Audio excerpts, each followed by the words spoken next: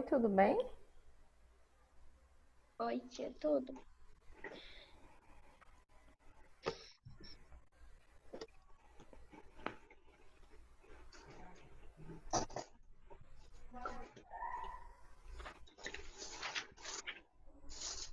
Sejam bem-vindos à aula. Eu vou fazer uma revisão hoje, tá? Tá bom? Kathleen, eu vou te enviar o link da sondagem. Você consegue fazer para mim? Consigo, tia. Faz para mim, então, depois que a aula acabar, tá? Que tá faltando só a sua, tá bom? Pode usar o material, o livro, tá? Para fazer, tá bom? O que, tia, que pode usar? A sondagem que a Kathleen faltou fazer, tá bom? Tá. Ô, tia, qual livro hoje? Revisão, conteúdo do simulado. Livro 2, capítulo 1.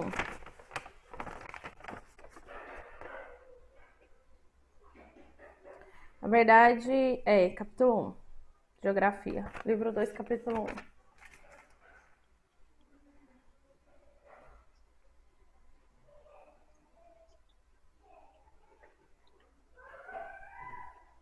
Sejam todos bem-vindos à nossa aula. Não sei o que eu fiz da minha listinha de chamada de vocês, não, tem que procurar. Não tem daí aonde ela está. Deixa eu ver se ela tá aqui no meio desses papéis aqui. Achei. Encontrei. Tia, geografia, né? Isso, geografia.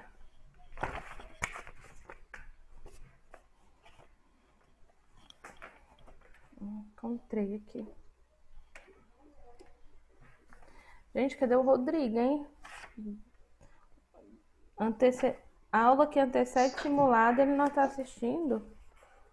Ontem ele assistiu as outras aulas hoje? A outra aula?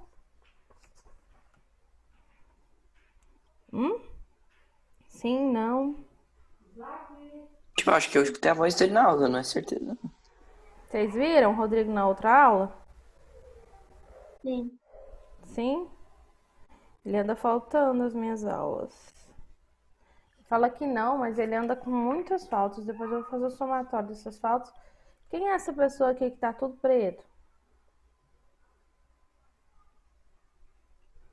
É o Júlio, tia, colocou o nome visível. Ah, é o Júlio? Oi, Júlio. Deixa eu pôr sua presença aqui. Júlio.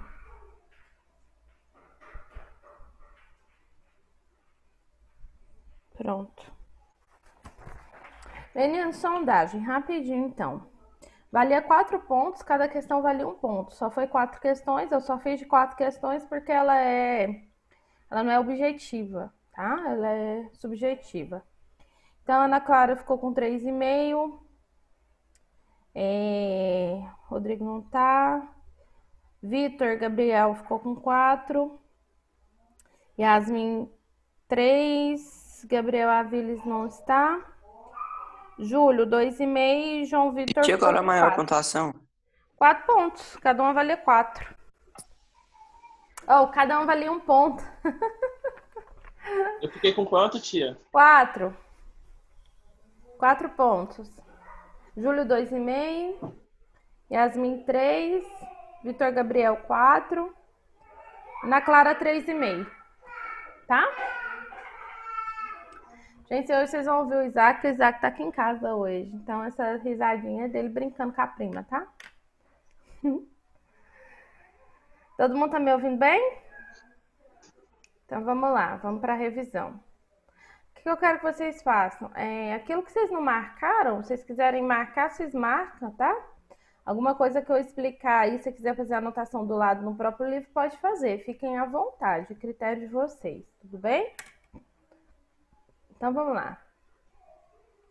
O tema do conteúdo é a população brasileira, então vai falar da demografia, da densidade demográfica, a questão de características, gênero, características etárias da população, tá? Os fluxos migratórios, quer dizer, por que que a população brasileira ela saiu de uma determinada região e foi para outra, quais que são esses motivos, tá bom? E a questão econômica. Então, o conteúdo simulado é isso daí.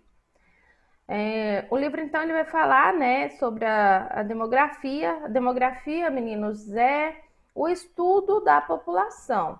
Então, ele vai mapear qual é a dimensão populacional de um lugar.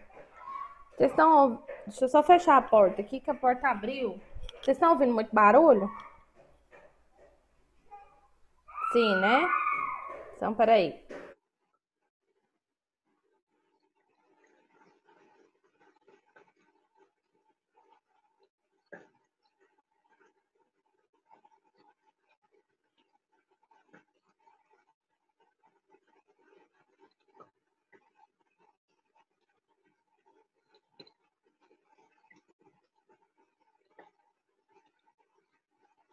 Melhorou?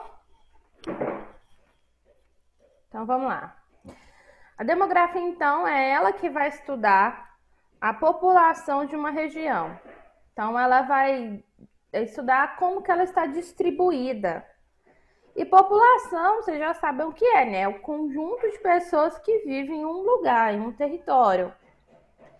Quando a gente fala de densidade demográfica, a gente vai falar quantos habitantes tem por quilômetros quadrados. Então, quantas pessoas vivem, quantas pessoas nível de população, tá? Como que está espalhada naquele território? Vive em quilômetros quadrados. Isso daí, tá bom? Então, desde o século XX, os estudos apontam que a maior densidade demográfica se encontra no litoral atlântico. E a gente vai ver por que disso, tá?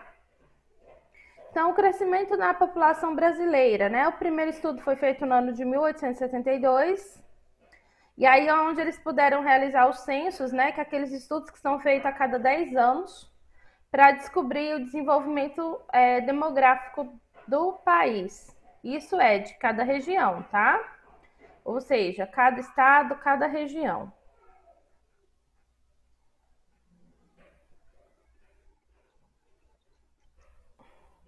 Ah, ótimo. Gabriel Vires, seja bem-vindo. Eu estou fazendo uma revisão, tá? Antes da aula acabar, você me lembra de passar a sua nota da sondagem? Deixa eu pôr sua presença aqui. Pronto. Eu mandei hoje o link da aula, tudo no mesmo horário para todo mundo. Eu acho que alguns de vocês se perderam aí para entrar na aula ou foi tranquilo? Eu fiquei, foi por causa do Gabriel que eu achei a aula, porque senão eu não tinha achado. Porque a Sério? aula tava em primeiro, aí eu perguntei, ué, Gabriel, tia não mandou aula não? Foi, falou, tá lá em primeiro e tal. Ah, então da próxima vez eu vou mandar do jeito que eu faço sempre, tá? Pra vocês não se perderem. Então, como que a gente sabe o crescimento da população, né? É feito, então, os censos, que são estudos de cada 10 em 10 anos, ou de 20 em 20 anos. E aí, eles vão poder posicionar o quanto cresceu, tá? O quanto a população se desenvolveu.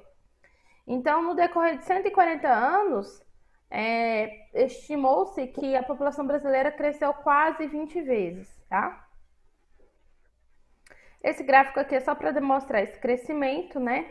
Então, tem umas coisas que é importante, por exemplo, crescimento vegetativo, que faz parte desse censo. E o que quer dizer? É o resultado da diferença na taxa de natalidade e mortalidade, ou seja, na taxa de nascimento e de mortalidade. Taxa de mortalidade é o número de pessoas que morreram em determinado período de tempo, tá? Dentro do território. Então, vai olhar assim, no total, ela é calculada com a base de 1.000 habitantes. E a taxa de natalidade, como eu disse para vocês, é o número de pessoas que nasceram dentro desse período. Também estima-se por uma média de pega 1.000 habitantes e faz essa estimativa. E o crescimento demográfico, né, é o resultado do crescimento vegetativo. Crescimento vegetativo, a gente já colocou o que é a diferença entre a taxa de natalidade e de mortalidade. Crescimento demográfico, então, vai mostrar esse crescimento vegetativo é somado ao salto migratório, ou seja, a diferença entre as taxas de migração e emigração dentro do território, tá bom? Então, no Brasil, a taxa de crescimento populacional, né, foi resultado da queda da mortalidade, da taxa de mortalidade. Então, é só possível que uma população cresça se o número de mortes diminui, tá? Então, foi feito isso. E como que eles estimularam isso? Por que as pessoas estão vivendo mais? Justamente devido ao acesso aos serviços públicos, como, por exemplo, saúde, escolarização, tá bom?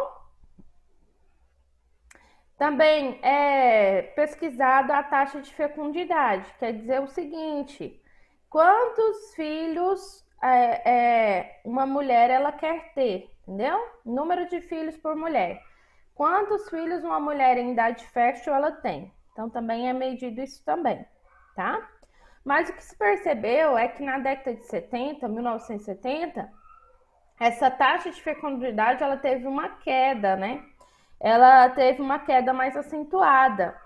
Por quê? Os estudos provaram que foi porque as mulheres, né, ela começou a utilizar métodos contraceptivos e muitas mulheres começaram a ingressar no mercado de trabalho. Então, adiou, né, a maternidade e aí diminuiu essa taxa de fecundidade. Ou muitas mulheres elas ingressaram nos estudos também, tá? Na área de escolarização. Aqui no Brasil está mostrando, nesse gráfico vai mostrar que aqui no Brasil o quanto essa taxa ela foi caindo até o ano de 2016, ou seja, até 4 anos atrás. Então, gente, o que se sabe é que essa queda ela continua, né? Estima-se que ela vai continuar crescendo, tá?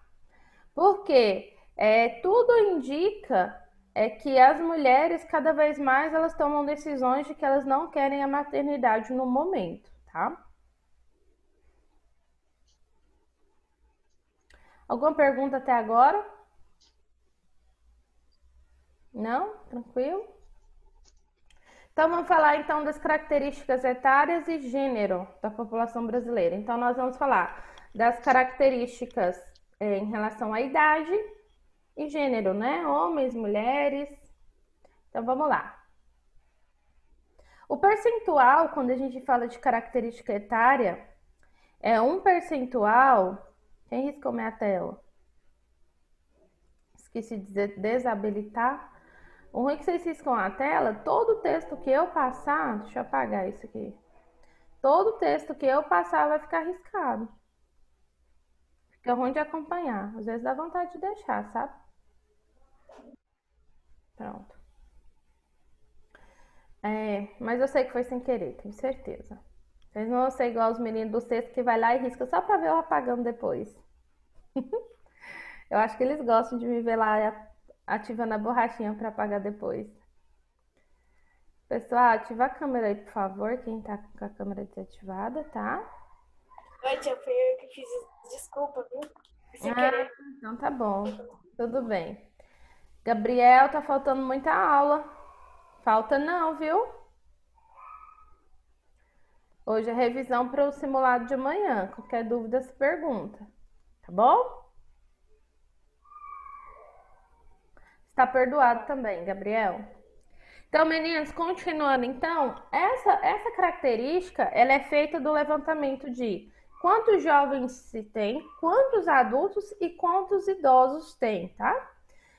Um percentual feito também na distribuição da população. Então, como que é feito? Os jovens são as pessoas que têm idade entre 0 a 19 anos. Os adultos são as pessoas com idade entre 20 e 59 anos. E os idosos com idade acima de 60 anos, tá? Então, essa distribuição é feita dessa forma. Ah, então, tia, não tem distinção entre criança e jovem? Não, tudo é englobado na característica de jovens, tá? Então aqui a gente tem, ó, no Brasil uma pirâmide. Essa pirâmide aqui é essa relação entre homens e mulheres, tá? Então, ó, daqui de 1980 e aqui a gente tem de 1990 e aqui a gente tem de 2000 e aqui a gente tem de 2020, tá? Então, ó, vamos ver a legendazinha. O verde é os idosos, azul são os adultos e o laranjadinho são os jovens. Lá em 1980, vocês podem observar que o número de jovens é maior que o número de adultos, idoso menor ainda. Na década de 90, o número de jovens ainda continua alto, porém de adultos cresceu e os de idoso continua aqui quase a mesma coisa. Na década, em 2000, por exemplo, o número de jovens ainda é grande, mas de adultos aumentou quanto quanto dos jovens e o idoso aumentou muito em relação às outras décadas.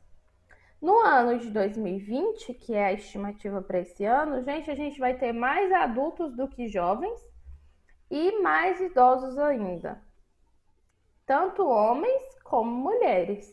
Pergunto para vocês, o que mudou para que esse gráfico crescesse dessa forma? O que é que vocês acham?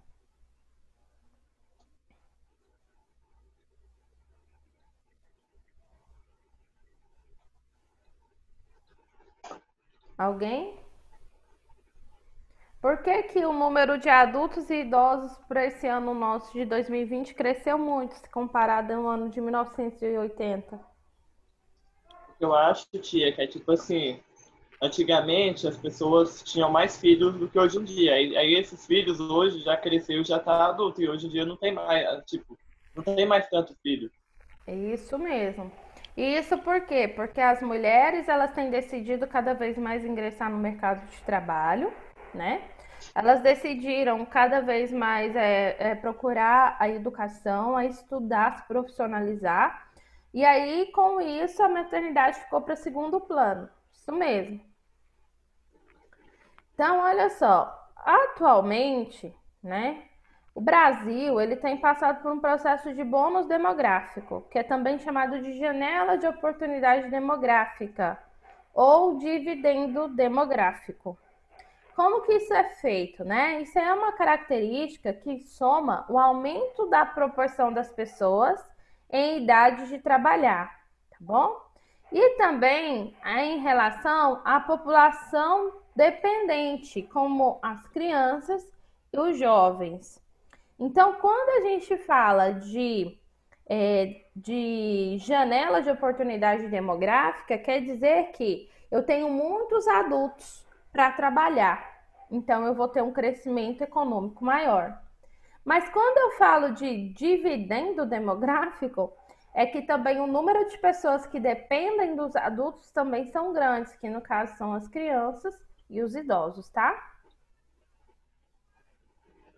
E aí, a gente tem aí, ó, uma multiplicação desses dados, que é feito da seguinte forma: população em idade ativa, que é aqueles que têm plena capacidade de exercer suas funções de trabalho e contribuir para a sociedade em questão, para o país na questão econômica. E a gente tem aqueles que, que são os dependentes, né? São aqueles de razão de dependência. Então, a gente tem aqui, ó, a razão de dependência total, razão de dependência de jovens e a razão de dependência de idosos. Então, ó, soma-se tudo isso, tá? Multiplica todos esses resultados por 100 e chegar à seguinte conclusão. Até o ano de 1960, ou até o ano de 2060, tende, ó, que a razão de dependência total ela tende a aumentar, enquanto que a razão de dependência de jovens tende a diminuir e a razão de dependência de idosos tende a crescer tanto como a dependência total, tá? Então, para que o país ele possa aproveitar O seu bônus demográfico, esse desenvolvimento demográfico, ele precisa então estar com a economia boa. A sua economia tem que estar em crescimento contínuo, tá bom? Ou seja, o que quer dizer que a economia de um país tem que estar em crescimento contínuo? Quer dizer que a sua produção, a sua comercialização de bens, ela tem que continuar ativa, continuar crescendo, tá? Então, em relação a tudo, tanto agrária como tecnológico, viu? Alguma pergunta?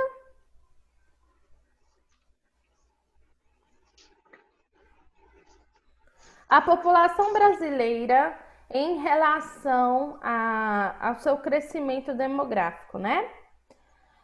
Hoje em dia, você não anotou isso aqui, pode anotar. Deixa eu ver se eu consigo posicionar meu mouse no lugar certo, que ele tá meio ruinzinho de mover, tem que trocar esse mouse. Ó, hoje em dia, ó, isso aqui é legal. Dá para observar que as características da população brasileira em relação à distribuição de gêneros, hoje contamos que as mulheres compõem a maior parte da população brasileira, tá bom? No censo demográfico de 2010, elas correspondiam a 51%, enquanto a de homens era de 49%. Então, deem uma olhada. Pergunto para vocês, será por que as mulheres elas compõem a maior parte em relação da demografia brasileira, da densidade demográfica?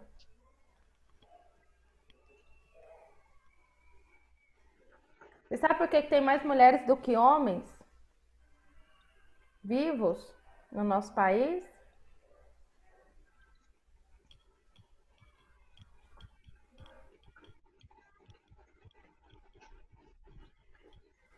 Gente, o aumento ele chega a ser até muito grande. Se forem observar, prestem atenção. Mais de 65 anos, nós temos mais idosos do que homens idosos. Adultos, a gente tem mais mulheres do que homens. Jovens, nós ainda temos mais mulheres do que homens também. Vocês sabem por que as mulheres vivem mais que os homens?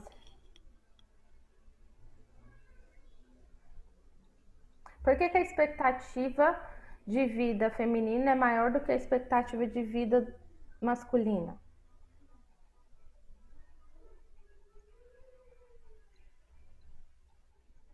Isso acontece no 7º ano justamente porque as mulheres elas são mais cuidadosas e mais preocupadas com a saúde. Isso quer dizer que as mulheres procuram mais ir ao médico, as mulheres cuidam mais do corpo do que os homens, tá? Essa relação, essa diferença está nessa relação, tá bom? Distribuição geográfica da população brasileira. O Brasil é um país extenso, né? Ocupa a 4ª posição de maior em territorialidade. Quarta não, tá lá no... de territorialidade, 4ª posição. No entanto, ele ocupa a 6ª posição de mais populoso do mundo, tá? Então, ele não tem uma taxa de densidade demográfica tão alta devido ao seu tamanho, tá bom? No Brasil, a maior taxa de densidade demográfica encontra-se no Sudeste, em seguida no Sul e pelo Nordeste, enquanto que Centro-Oeste e Norte apresentam uma densidade demográfica vazia, tá? Então, aí a gente chega a 2 critérios de avaliação. São os países populosos, que são os países com as maiores populações absolutas do mundo, e os países povoados, que são países com maiores densidades demográficas, tá bom? O Brasil está lá na 6ª posição. Então, a baixa densidade demográfica do Brasil indica que ele é um país pouco povoado. E esse mapa mostra isso, tá? Tranquilo? Dúvidas até agora?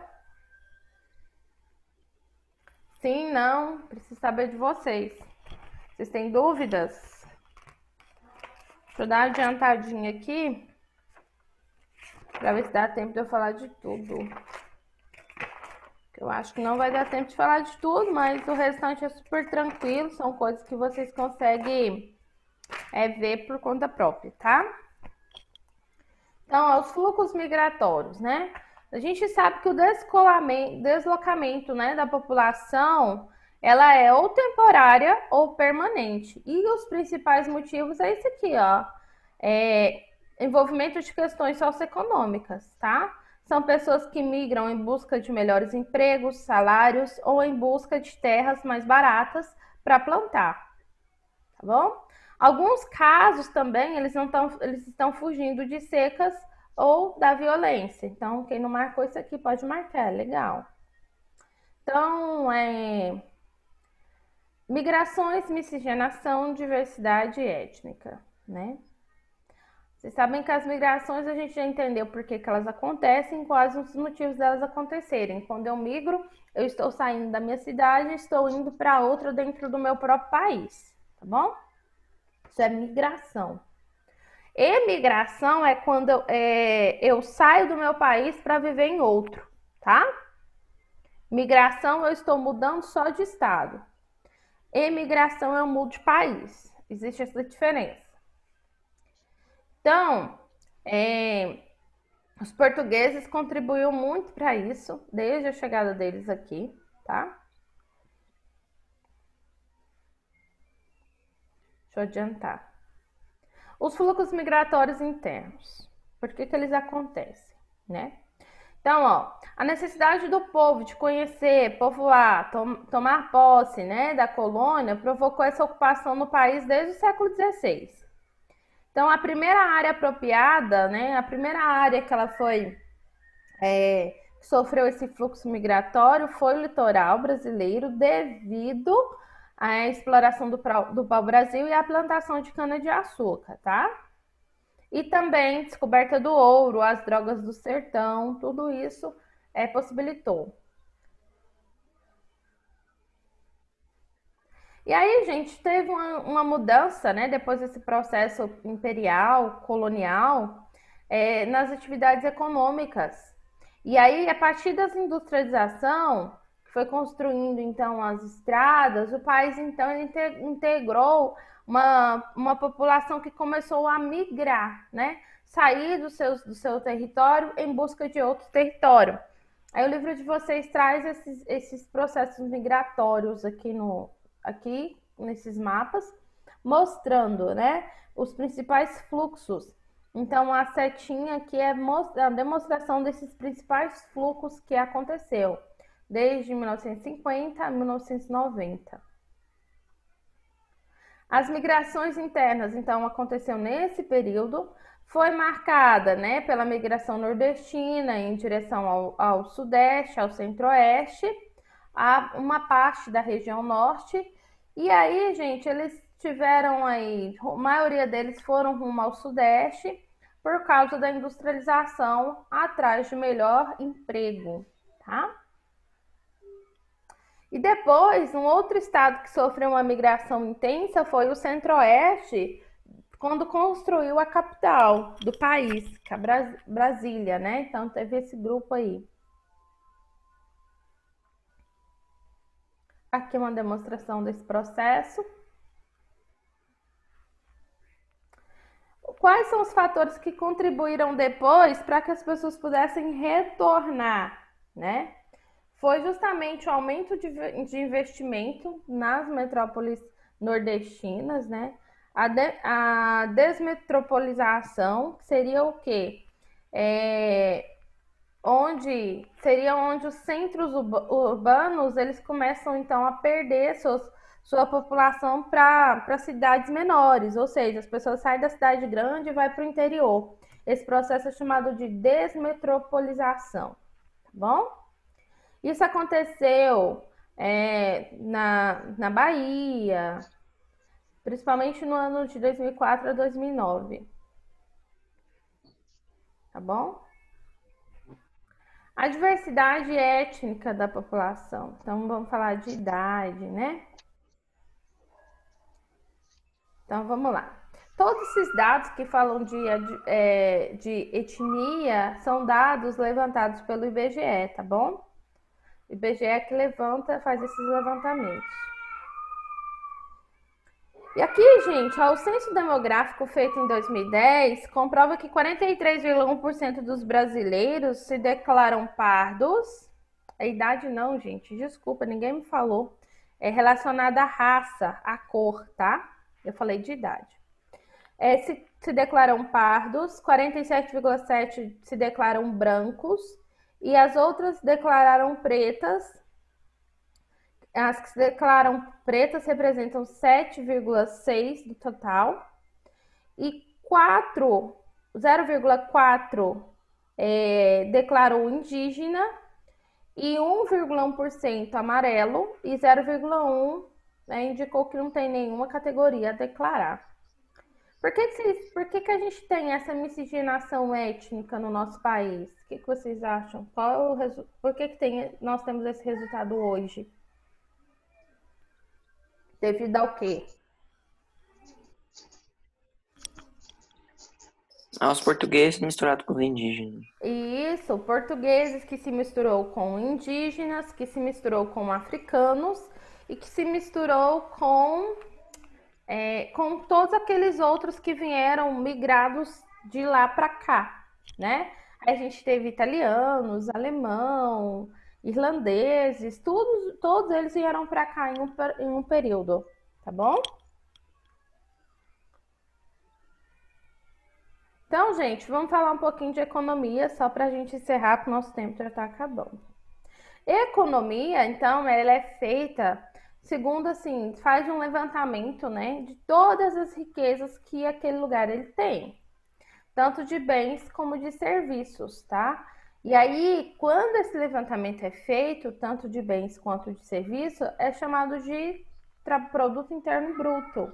Então, a taxa de expansão, né, ou seja, a taxa do quando cresceu, que é o PIB, Produto Interno Bruto, vai ver a taxa de expansão ou de retração, vai observar como que está o ritmo de crescimento econômico, pode ser calculado por mês, por semestre ou por anos, depende muito do que se quer coletar, tá bom? O Brasil ocupa também, né? Posição econômica está em 9º lugar, tá bom? Então, por mais que o Brasil possa apresentar um PIB elevado, isso não quer dizer que a sua população consegue usufruir da sua riqueza. Então, o Brasil ele possui um PIB grande em relação ao mundo, mas, infelizmente, o índice de pobreza e miséria ainda é muito grande dentro do Brasil. Vocês sabem por que isso acontece? Então, a gente tem uma diferença muito grande de quem vive confortavelmente e quem vive em situações de extrema pobreza e miséria, tá? Isso acontece por causa de uma coisinha só. Porque a concentração da riqueza ela não é distribuída de forma igualitária para todos. Pelo contrário, ela está distribuída nas mãos de poucos. Entendeu? E o Brasil, meninos, ele vai ocupar um dos países mais desiguais do mundo, no sentido de espaço geográfico, no sentido de convivência, no sentido de trabalho, no sentido de renda. O Brasil ainda assim, ele ocupa assim o maior nível de desigualdade do mundo, um dos maiores níveis de desigualdade do mundo, tá? Por isso que ele é considerado um país subdesenvolvido, porque se ele fosse um país desenvolvido, quer dizer que o índice de pobreza e miséria era menor. E aqui no nosso país ainda isso não acontece. Prova disso está aqui nas imagens, ó. A gente vê prédios luxuosos atrás, como eu já mostrei isso para vocês, e uma favela aqui na frente. Tá? A mesma de baixo, a mesma coisa.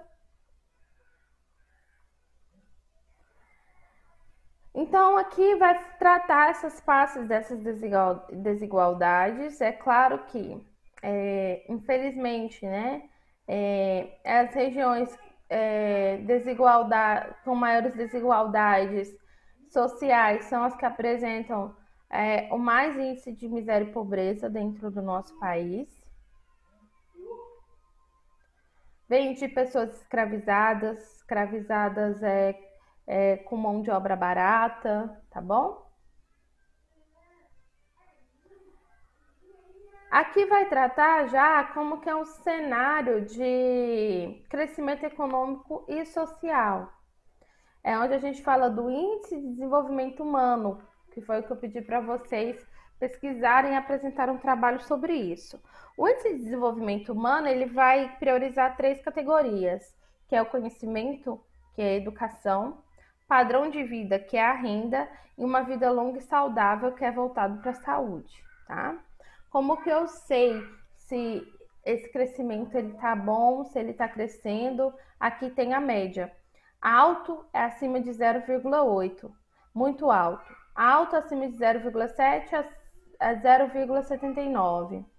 Médio é quando é 0,55 a 0,69. Baixa é quando é 0,35 a 0,55. Tá bom? Então, com base nesses indicadores, é que vão poder apontar quais são os problemas que impedem o Brasil de ter um índice de desenvolvimento humano melhor. Então, eles vão analisar qual é o nível de escolaridade das famílias, qual que é a expectativa de vida, qual é a renda nacional bruta, tá? É isso que fazem. Aqui tá um mapazinho para mostrar um pouco disso. Gente, eu vou encerrar o compartilhamento de tela e vou deixar vocês estudarem depois, porque agora que é bem tranquilo, que vai encerrar automaticamente a aula. Deixa eu explicar para vocês uma coisinha. Amanhã é o nosso simulado. Então, o que acontece? Eu vou estar enviando o link para vocês acessarem o Zoom, caso vocês tenham problemas com o simulado, né, alguma questão, ou não está conseguindo acessar ou algo do tipo. Ou caso vocês tenham algum problema, alguma dúvida relacionada a alguma questão. Eu não tenho problema de orientar vocês. Eu acho até que é um direito de vocês serem orientados.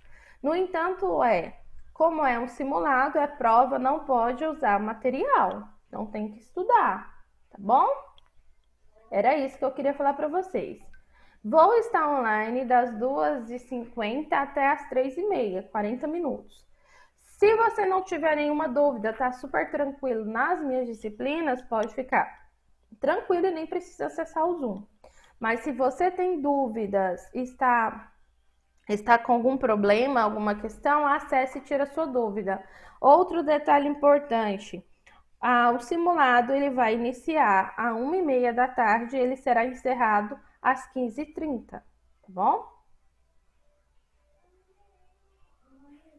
Então, como eu sou responsável pela turma de vocês, 1h30 em ponto eu vou liberar o simulado. Deu 3h30, eu vou fechá-lo. Quem não fizer o simulado ou não pôde fazer, tem que recorrer à coordenação para pedir tipo uma segunda prova. Tá bom? Dúvidas, perguntas? Então, não deixem de anotar. Anotem, não se esqueçam. Simulado abre às 13h30 e fecha às 15h30, tá bom? Fechar mesmo. A partir desse momento, ninguém mais vai poder responder o simulado. Então é isso, meninos. Não está difícil. Está dentro do conteúdo que trabalhamos juntos, das atividades que fizemos juntos. Então tá super fácil, super tranquilo. Não precisam ficar apavorados, tá? Que dá tudo certo. Heloísa, você chegou agora? Ah, tá, só tô te vendo agora. Então tá bom, meninos, alguma pergunta? Dúvida? Não? Tranquilo? Então tenha uma boa tarde. Qualquer coisa é só me chamar pelo zap que eu respondo vocês, tá? Abraços, beijos, a gente se encontra então amanhã para quem tiver dúvida ou na nossa próxima aula semana que vem. tá? Tchau, tchau, meninos.